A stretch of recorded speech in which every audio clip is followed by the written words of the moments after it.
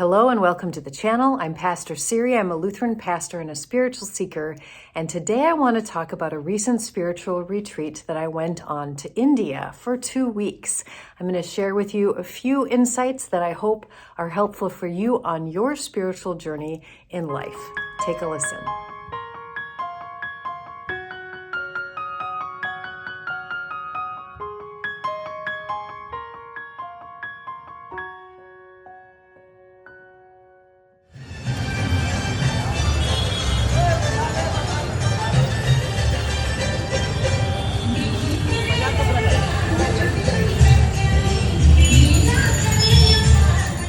So for the first 2 weeks of February, I was in northeastern India. I flew into Delhi, ended up in Varanasi for 4 days, where my group was going to go to the Kumbh Mela. Now, the Kumbh Mela is the biggest festival in India. It is where people gather every 12 years at the confluence of the Ganga River, which we call the Ganges River, with the Yamuna River, and the invisible Saraswati River. So the three rivers come together, and it is an incredibly holy place. This happened to be the Maha Kumbh Mela, which happens every 144 years, 12 times 12. And it all has to do with planetary alignment and the moon and the stars and all of that beautiful stuff. So we were there. The amount of people that come to the Kumbh Mela is in the tens and hundreds of millions over the course of a month. And so our group went on a day that we thought was going to be a little bit less people, maybe only 40 million people, who knows.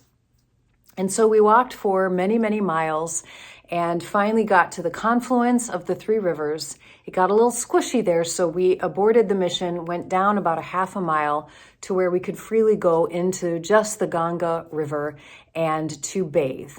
And now the Ganga River is said to be a gift from God, that it was carried on the head of Shiva, who is the ultimate reality, as a gift to the people in the world, a gift to the people, that whoever bathes in the Ganga River will be cleansed of their sins and be cleansed of their karma. And even people will come and bring little vials to fill it with the Ganga River and water, and they'll take it to places and they'll anoint their special at their altar. Some even just believe that if you say Ganga, Ganga, Ganga 3 times, that the blessings of the Ganga River will come upon you. So this is one example of what my 2 weeks was like. I was definitely participating in India and the Hindu traditions and festivals and religion in general. And so some people, when knowing that I'm a pastor and hearing that I was going to India, was assuming that maybe I was going there either as a missionary or that I was going there to visit specifically Christian sites. Because in South India, there are definitely ancient Christian churches from the Church of Thomas. And I said, no, I'm not doing any of that. I am here with a group of people led by my yoga teachers just to experience what is there. My personal belief as a pastor is that God is God everywhere. And yet the way that God has been experienced and interpreted really is different according to the culture and the peoples and the country around the world. I mean, just think about the fact that in a single country, the way the food and the clothing and the music and the language develops so uniquely all across the planet, why would faith and religion not also develop in a unique way? So people experience the reality of God. They experience something more. They have visions, they have feelings, they have epiphanies. And in that sense of connecting with the divine, they begin to coalesce that into a religion. And so for me, there's no competition. It's not Jesus versus Hinduism versus Buddhism or anything like that. Rather, I am coming in a bridge, like a bridge, walking across from my faith to look and see what's on the other side and to see the beauty and the mystery and to honor the way that they honor God. It would be, to me, disrespectful to God if I went to another faith and just sat there, well, Jesus is the only way. To me, that blocks out the reality of God everywhere. In fact, the very first night that I was there, as we were leaving our hotel room, going to take our first peek of the Ganga River, we passed a shrine to the goddess Kali, the fearsome goddess.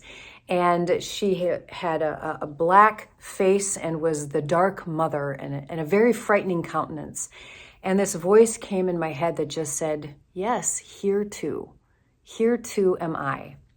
And so I took that with me, that everywhere I went, I sort of had was listening and available to what was being presented, realizing that everywhere I was going to these special festivals and rituals, they were expressing their love and devotion to God in their way. And it didn't mean that it negated my faith, but rather I felt like Jesus was with me wherever I was going, saying, isn't this interesting? What do you think?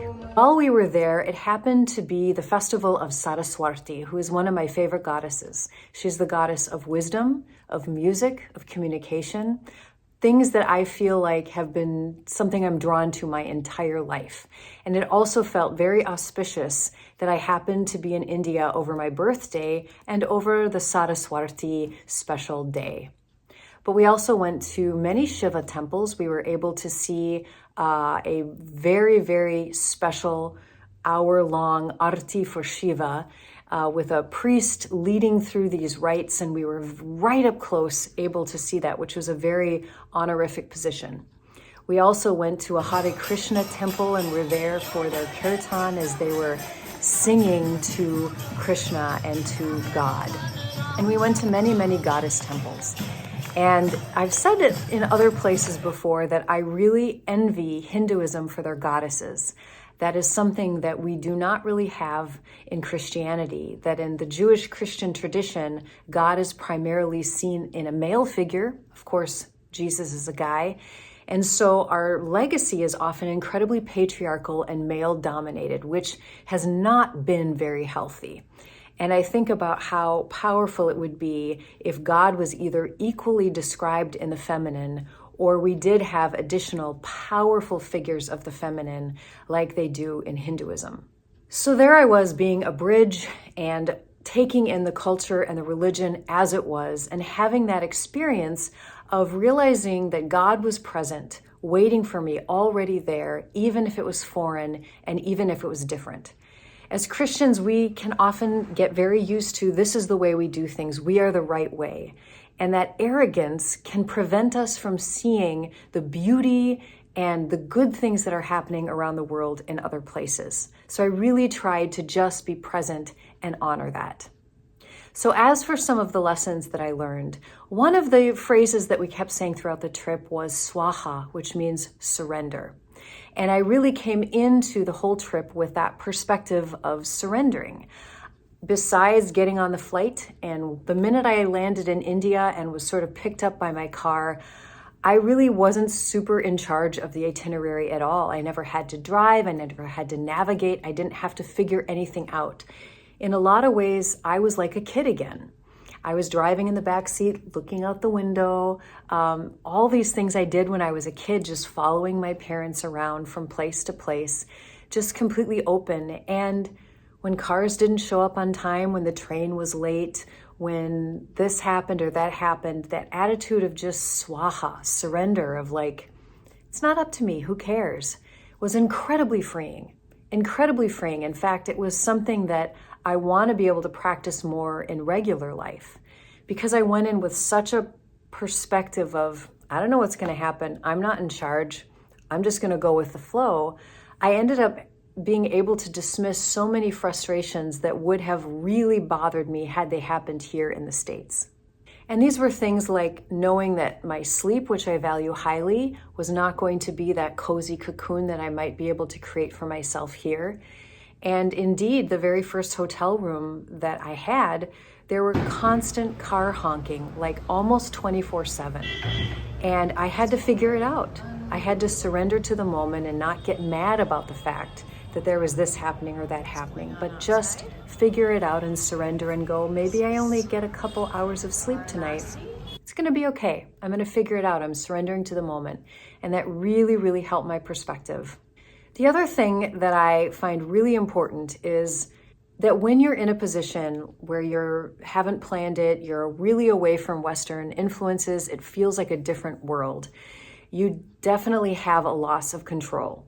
And like I said, you can surrender that, but even if you surrender, things are going to come up. When we are home going through work and school and regular relationships and interactions with people that are relatively predictable, we kind of have a sort of pattern that we're used to. And normal thoughts, normal behaviors, there's a sense of control from our day-to-day life, of habit and schedule. When that is taken away and you don't know what's happening, it's sort of like the pot within you, if you are like a water bed and then there's soil underneath, it's sort of like there's something that gets stirred up and things begin to arise because you don't have that control, you don't have the calm water. Things start to surface that are important to look at. And I really, really noticed this within myself. Very quickly into my trip, while I was surrendering and living in such a different schedule and culture and time zone, all of a sudden thoughts that had been like on the back burner, sort of these low-grade belief systems I had, started to come to the surface in a way that I was forced to look at them. Old insecurities that I've carried with my entire life were coming to the forefront in a way that I really had the opportunity to investigate and see why they were there and what was behind them. And that was really the biggest gift of India. So whenever we travel outside of our comfort zone, this is what happens.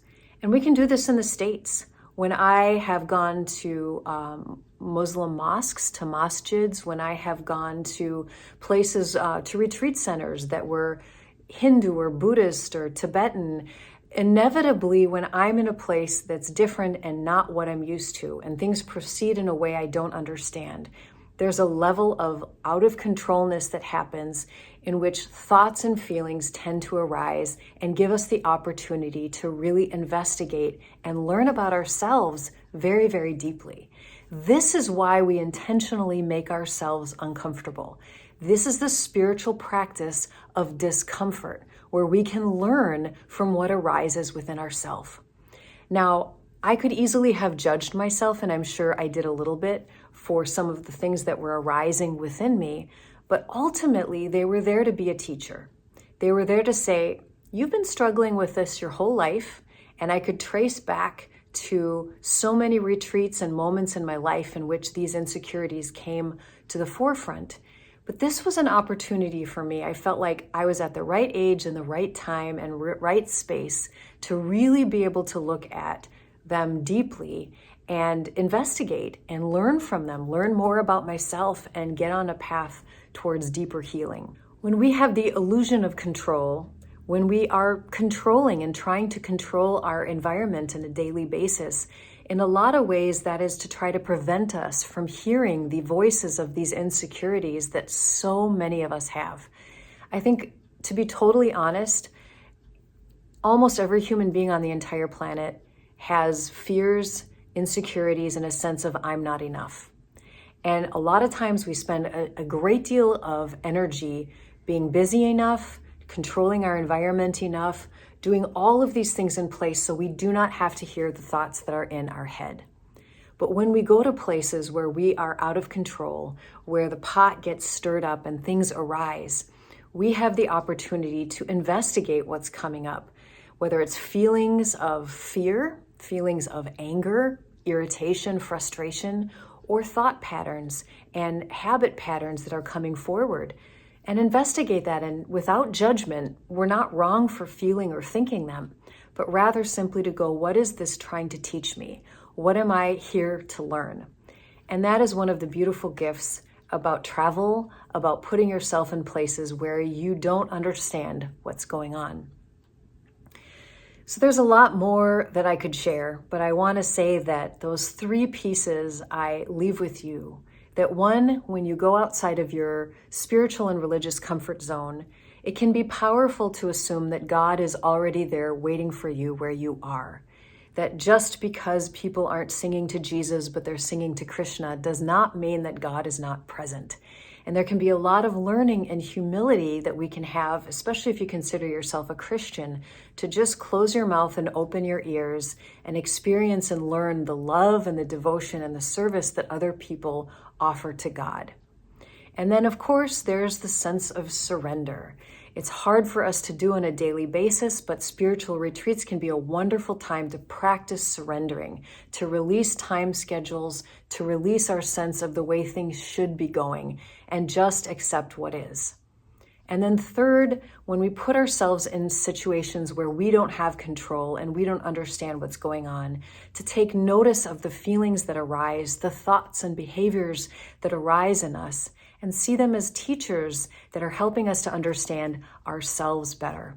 And when we can investigate those thoughts with compassion rather than judgment, it can be a wonderful way for us to go deeper in our relationship with ourselves, the world, and with God. So those are a few things I want to offer from my trip of India.